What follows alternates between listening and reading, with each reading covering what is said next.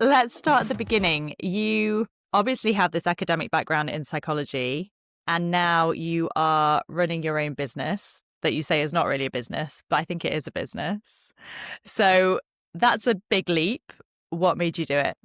It's a big leap, and it is a business. I say business, like non-business business, because I think, like, as we've discussed outside of the podcast, I think the word business in itself has so many like connotations attached to it. So much like we really kind of have these structured, rigid ideas about what it means to run a business, like this, fixed thing.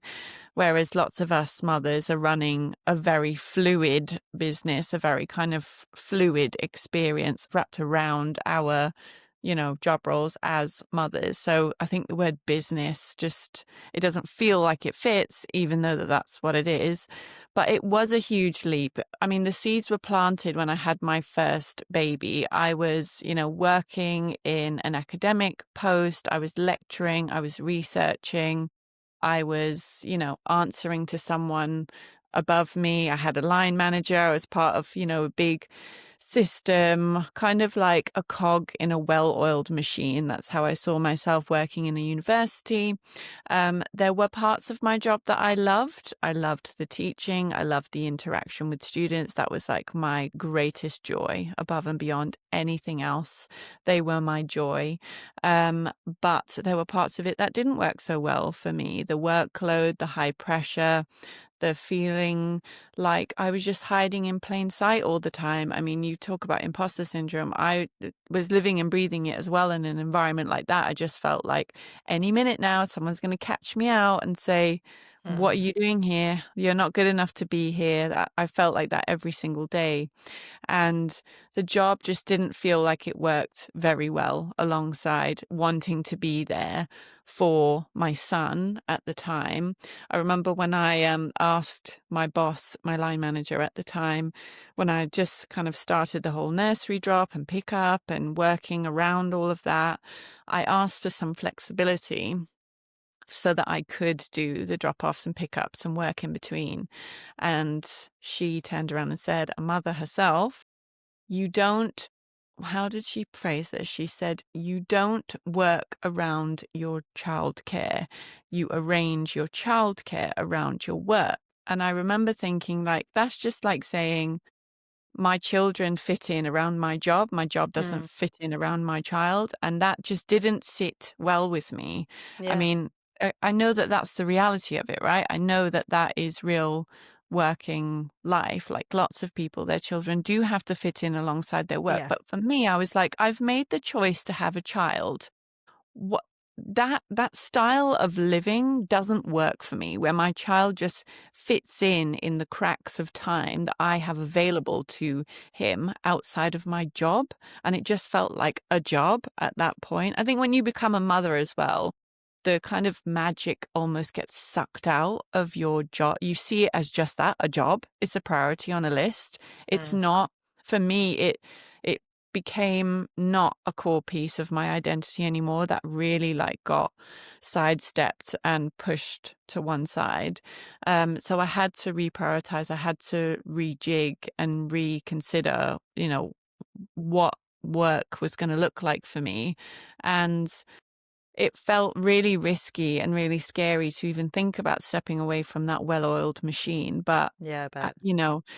it was like at the end of the day, I was a very replaceable part of it. It was like I wasn't going to be missed if I stepped away. Someone else would just step in my place. And it didn't feel important enough to rearrange my entire life and experience of motherhood around a job like that. So I sat with it and I continued working, but sat with all of that and tried to figure out what was, what I was going to do. In the meantime, got pregnant with my second child. So I was like still mid-transition identity shift with my first, got pregnant with my second, entered like another layer to the transition, fell in love with hypnobirthing and just the whole positive birth side of things, had a really positive birth with my second, and then thought maybe this is my way out. Maybe I do hypnobirthing. I become a hypnobirthing teacher because teaching was a real passion for me. I also felt really passionate about birth and empowerment and information and, having all the tools and the knowledge that you needed to make the best choices for you and navigating and finding your way through the messy maternity system that we have here in the UK. Like, I felt really passionate about that. So that was my out. I did that. I retrained. I also became a hypnotherapist because I don't do anything by halves. That then just continued to evolve. And I stepped away from university, was giving everything to the hypnobirthing and hypnotherapy. And then it felt like I just kept hitting a ceiling, like I just still wasn't getting out of it what I wanted to. And my identity felt bigger than hypnobirthing instructor that I'd sort of boxed myself in. But like we were saying earlier, I had in my mind as well written off the story that I'd been living up to that point. It was like I'd just boxed off the psychologist that I had been up to that point. In my head, I was like, nope, end of story, fresh start. I do hypnobirthing now. Forget everything else that I've done up to that point. The fact that I've got a whole PhD in psychology. Let's park that up because that feels like a different person and a different story. And then as I kept going with the hypnobirthing, I became pregnant for a third time.